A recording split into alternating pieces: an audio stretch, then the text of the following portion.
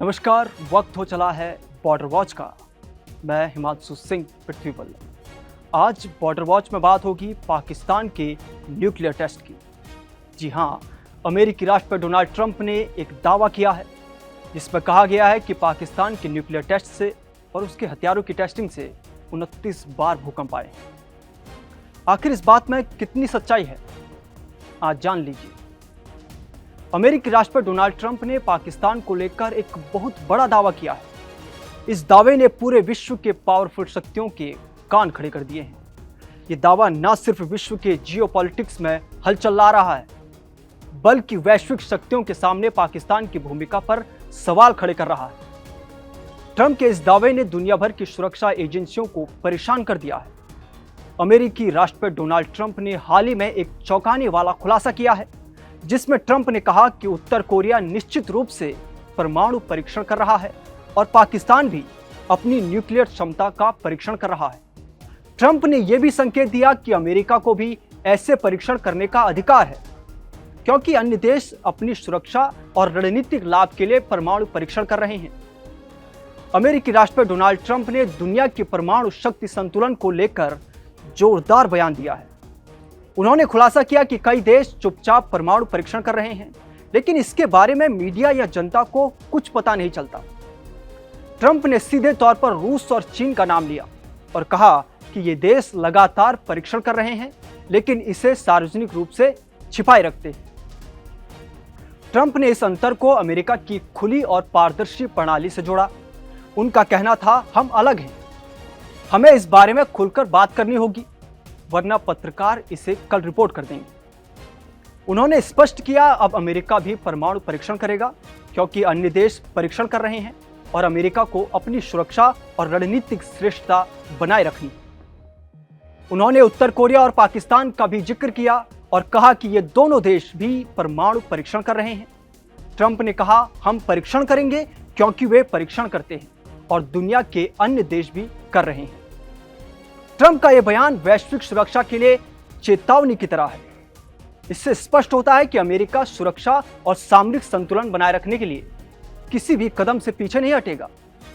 इसने अंतर्राष्ट्रीय राजनीति में हलचल मचा दी है और वैश्विक शक्तियों को सतर्क कर दिया है। अभी तक माना जाता रहा है कि नॉर्थ कोरिया को छोड़कर पिछले 3 दशकों में किसी देश ने अपने न्यूक्लियर हथियारों का वास्तविक ब्लास्ट टेस्ट नहीं किया। ऐसे में जब अमेरिकी राष्ट्रपति डोनाल्ड ट्रंप ये दावा करते हैं कि पाकिस्तान अपने न्यूक्लियर हथियारों का परीक्षण कर रहा है, तो सवाल उठता है, ऐसा वास्तव में कहां और कैसे होता होगा। इसका जवाब जानने के लिए पहले यह समझना जरूरी है कि न्यूक्लियर ब्लास्ट की टेस्ट साइट कैसे चुनी जाती है।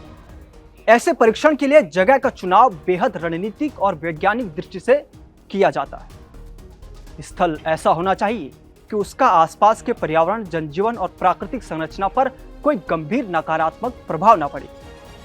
इसके बाद साइट को पूरी तरह से सुरक्षित और तैयार किया जाता है, ताकि विस्फोट के समय सभी तकनीकी और सुरक्षा मानक पूरी तरह से लागू हों। साथ ही न्यूक्लियर परीक्षण में बेहद सटीक गणना और वैज्ञानिक उपकरण लगाए जाते हैं, जिससे ब्लास्ट के प्रभाव का पूरा रिकॉर्ड रखा जा सके। यही कारण है कि इस तरह के परीक्षण अक्सर गुप्त और सीमित जानकारी के साथ किए जाते हैं। इस पूरी प्रक्रिया को समझना इसलिए भी जरूरी है क्योंकि अगर ट्रंप का दावा सच है, तो पाकिस्तान ने यह काम किस स्तर पर और कितनी गुप्तता के साथ किया होगा, यह अंतर्राष्ट्रीय समुदाय के लिए बड़े पैमाने पर सुरक्षा और रणनीतिक चिंता का विषय बन सकता है।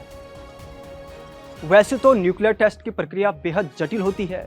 टेस्ट शुरू करने से पहले सबसे महत्वपूर्ण कदम होता है कि सही टेस्ट साइट का चुनाव और उसे पूरी तरह से तैयार करना। इसके लिए जमीन में एक गहरा छेद या खोदा जाता है, गड्ढा खोदा जाता है, जिसमें परमाणु उपकरण रखा जाता है।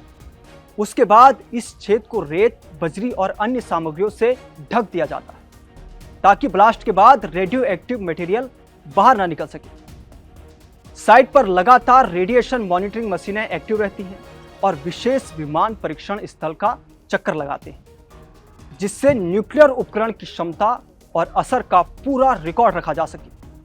मौसम और विस्फोट के पैटर्न का भी निरीक्षण किया जाता है, ताकि परीक्षण के वैज्ञानिक नतीजे सटीक रूप से मिले।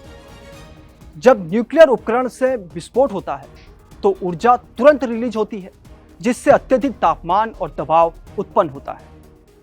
इस प्रक्रिया में परमाणु उपकरण और आसपास की भूमिगत चट्टानें हैं वो वाष्पित यानी इवापोरेट होती हैं और विस्फोट स्थल पर एक बड़ा गड्ढा बन जाता है, जिससे ही गर्म गैसें ठंडी होती हैं।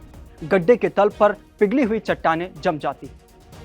टेस्ट के बाद भी सुरक्षा बनाए रखी जाती है। वैज्ञानिक साइट से नमूने और डेटा बाद में लेकर परीक्षण की पुष्टि और विश्लेषण करते हैं।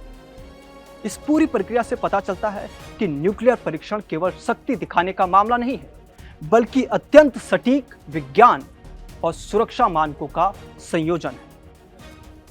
वैसे बता दें कि पाकिस्तान ने 28 मई 1998 को चगाई-1 नाम से एक साथ 5 न्यूक्लियर टेस्ट किए और उसके 2 दिन बाद 30 मई 1998 को चगाई-2 के तहत एक टेस्ट किया गया। ये सभी परीक्षण बलूचिस्तान में हुए थे।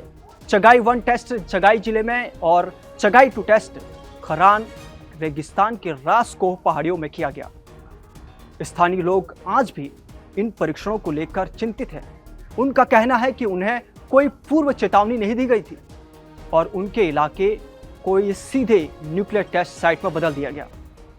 इससे उनके जीवन और सुरक्षा पर असर पड़ा और इलाके में रहने वाले लोगों में डर और असुरक्षा फैल गई। वैज्ञानिक आंकड़े भी बताते हैं कि बलूचिस्तान का इलाका भूभौतिक रूप से संवेदनशील है। अर्थक्वेक लिस्ट की रिपोर्ट के अनुसार पिछले 10 सालों में बलूचिस्तान में हर साल औसतन 29 भूकंप आते हैं। इसका मतलब है कि ये क्षेत्र पहले से ही भूकंपीय रूप से सक्रिय है और यहाँ न्यूक्लियर ब्लास्ट जैसी गतिविधियां और भी गंभीर असर डाल सकती हैं। इन सब बातों से यह स्पष्ट होता है कि पाकिस्तान के न्यूक्लियर परीक्षण केवल शक्ति दिखाने या सामरिक फायदे के लिए नहीं थे, बल्कि इनका स्थानीय लोगों, पर्यावरण और भूवैज्ञानिक स्थिति पर भी बड़ा असर पड़ा। स्थानीय लोगों के लिए यह आज भी चिंता का विषय बना हुआ है। अब ऐसे में सवाल उठता है कि क्या ये भूकंप इसलिए आए क्योंकि परमाणु टेस्ट किए गए। तो आज की इस रिपोर्ट में इतना ही। आप देखते रहिए कड़क। नमस्कार।